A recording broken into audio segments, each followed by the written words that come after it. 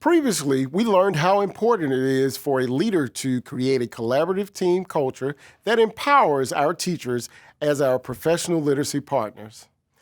By protecting time for literacy instruction, facilitating the use of tools for literacy, and trusting our teachers as professional literacy partners, we can maximize the effectiveness of the limited time we have to make the critical changes that need to be made in our schools. When setting our master schedule, literacy needs to be a priority. Leaders need to safeguard teachers' time for preparation and reflection. We need to facilitate the scheduling of time to develop and nurture professional learning communities to maximize the talent and experience of our teachers. We need to ensure that a literacy instruction block, a full 120 minutes of uninterrupted literacy instruction each day, supports the big 5 categories of literacy: phonemic awareness, phonics, fluency, vocabulary, and comprehension. We need to make sure we're safeguarding teachers' time for literacy preparation, reflection, and facilitate time for professional learning community activities. When time is limited, leaders can advocate for integrated literacy instruction opportunities when working with other subjects. This allows us to emphasize literacy when studying all subjects such as social studies, science, and math. Effective literacy leaders make sure their teachers have the tools they need. We provide books, make available the necessary materials, such as assessment tools, and encourage the use of formative assessments to adjust instructional strategies. We advocate for the organization of level libraries in each classroom to address the various needs of students and encourage professional development and the use of resources like the Cox Campus to elevate teaching practices. By entrusting teachers as professional partners, we can distribute leadership, building the collaborative foundation for a culture of teamwork and change. Distributed leadership strategies provide the structure to support performance improvement, teacher agency, and accountability. A collaborative culture can help effective literacy leaders get the support from their professional literacy teams for the buy-in phase of the improvement effort in their schools. I think one thing that I would share with other educational leaders is for them to earn the trust of their staff first. You really have to figure out a way to build those relationships with the staff. You have to feed them the knowledge. They have to understand the whys behind every decision that is made. The advice that I would give to a colleague is sometimes listen, be still, figure out the pulse of the building.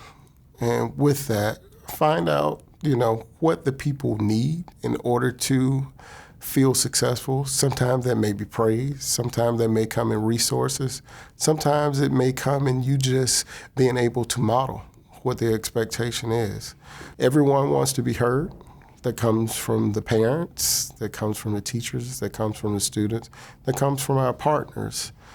So have that listening ear and make them feel empowered. Make them feel no matter how it's conveyed, they're looking for an audience and for you to be that audience as a leader of that school. One thing that we've really tried to do here is to build teachers' professional knowledge toolkit, so to speak, so that they do have the tools in their toolbox to be able to meet every student's need. We've based our work on the National Reading Panel Report's Big 5, phonemic awareness, phonics, vocabulary, comprehension, and fluency. And we target our professional development around those so that teachers can begin to incorporate those strategies throughout their day. Some of the structures and supports that we have in place here are a minimum 120-minute literacy block that is uninterrupted, and that has made a huge difference in terms of making sure we're hitting all parts of literacy, not just reading, not just differentiated instruction or guided reading, but also writing and grammar and phonics. We're working to build an ecosystem here that supports reading brain construction by making sure we're taking into account children's social and emotional needs, setting up a positive learning environment, trying to give teachers the tools they need to deal with challenging behaviors. One of the first things we did when we began looking at restructuring our literacy block was making sure our teachers had enough books in their classroom and making sure that the books they had were at an instructional or independent reading level for the children they served. We have a lot of supports happening. We are encouraging a real discussion on what the literacy block looks like. What does reading time look like? What does writing time look like? What does phonics times look like? And we are calling this balanced literacy.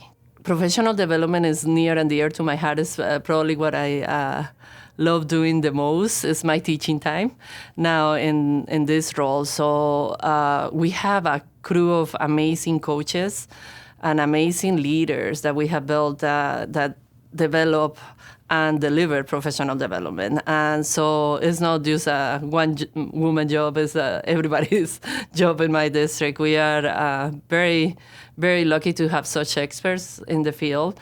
This professional learning does not need to be a silo either. It needs to be collaborated with. So there's a lot of reaching out to many, many folks to develop one training. Next, we'll talk about how leaders can build literacy leadership teams to execute a vision for literacy instruction in their schools.